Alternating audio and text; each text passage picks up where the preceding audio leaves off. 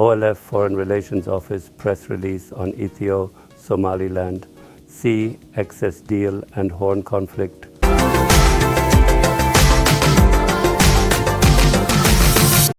The Oromo Liberation Front, OLF, expresses deep concern over the political climate in Ethiopia and Somalia following the recent Memorandum of Understanding between the Ethiopian government and Somaliland. The OLF underscores that such agreements involve the concerned parties and urges calm, emphasizing the need to respect refugees and civilians on both fronts during these emotionally charged times.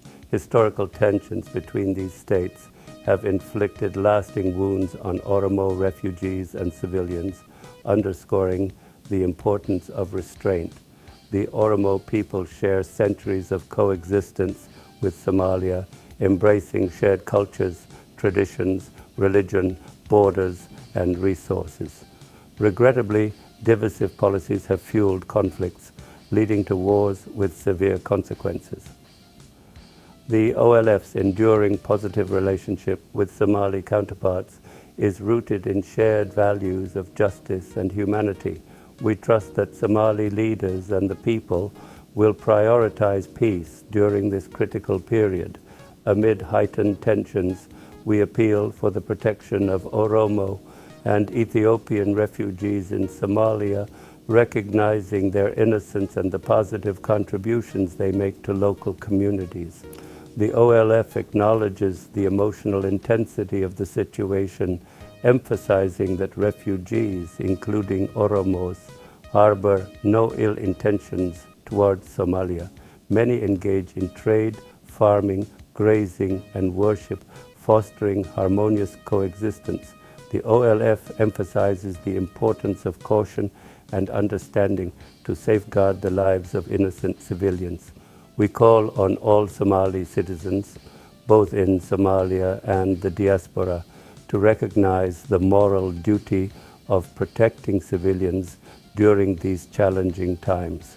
Additionally, we urge the international community, including the UN, AU, EU, and neighboring countries, to use their influence to peacefully resolve the emerging conflict before irreparable damage occurs in the region. Victory to the masses, January 7th, 2024.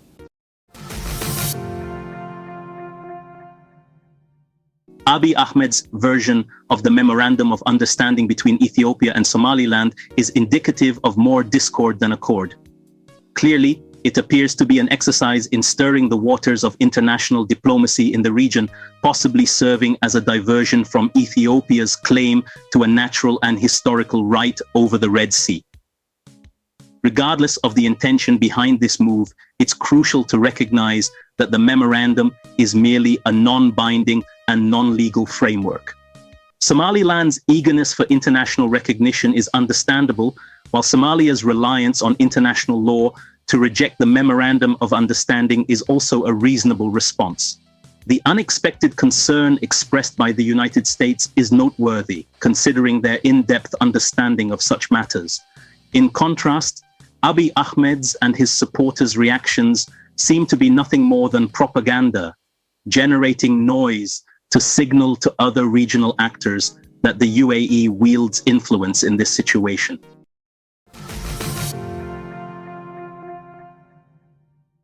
Citizenship and national identities are two different things. They rarely overlap. State can crumble, government can fail, countries can be disintegrated. National identities stay intact. Don't be fooled by superficial differences within a nation. When you ignite a resurgence of Somali nationalism, you can't curb it to specific regions like proper Somalia, Somaliland, or even Ogaden. Those of us who lived a few more winters than others saw this movie before. It doesn't work like that. You are uniting all Somalis against their historical foe. But having this insurgence of nationalism to go against Oromo nationalism would be a tragic mistake. There is no daylight between what the Oromos want and what Somalis want. There is no daylight between the dreams and aspirations of Oromos and Somalis. Two blood-related sibling communities were equally victims of the colonial empires of the late 19th century, which its impact and long hands still reverberates to this day. Ordinary innocent Oromo civilians are under a heavy, mechanized and Air Force full attack as we speak. Oromos can't receive such historical-level barbarism from Abiy's government and be accused to be part of the execution of the empire's dream. Here's what Abiy Ahmed accomplished. Pitting the two brotherly communities, Oromos and Somalis, against each other. Our Somali brothers and sisters need to know that the Oromo people are still victims and hostages of the Abiy government, and not responsible for whatever the Abiy government does. If Abiy has any success, his success is partially attributed to his ability to incubate the shittiest and most ridiculous ideas and use them to distract both the general population and his ardent elite political opponents. He can easily move their eyes from the ball. I have seen a fool sending a Happy Columbus Day card to a Native American. I have also seen a fool saying Happy Karamara Day to an Ugandan Somali or Ethiopian Somali. A 6-year-old child could know this. We live in an era known as a post-truth world, where the so-called alternative facts replace actual facts, and intuitions carry more weight than evidence.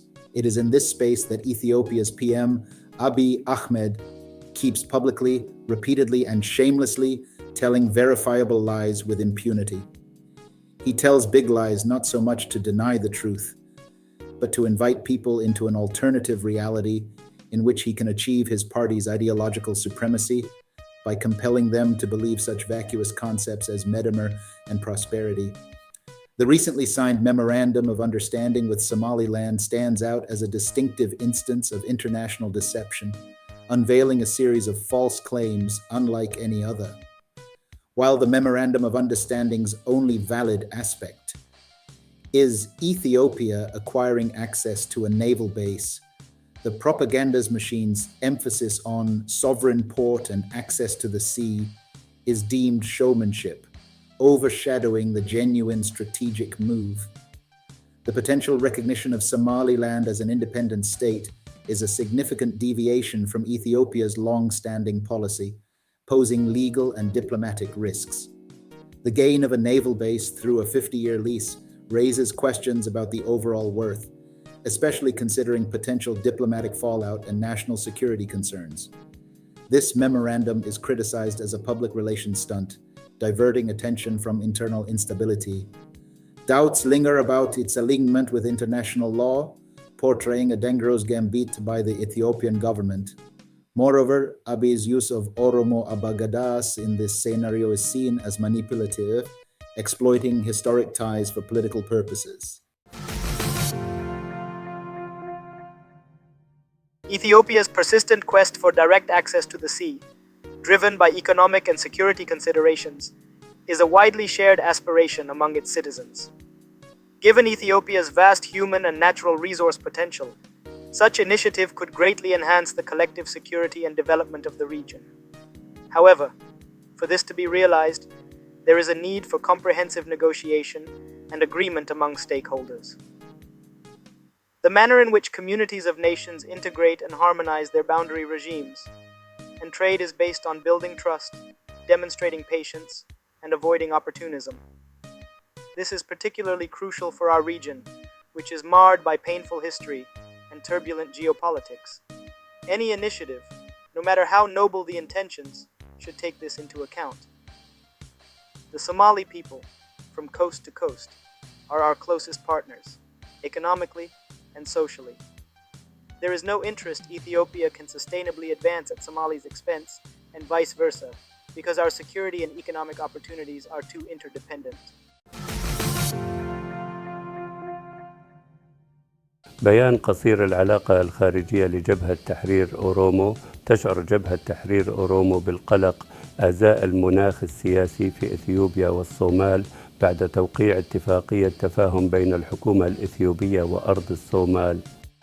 إن جبهة تحرير أورومو تعتقد مثل هذه المعاهدات هي شأن بين الحكومات والأطراف المعنية.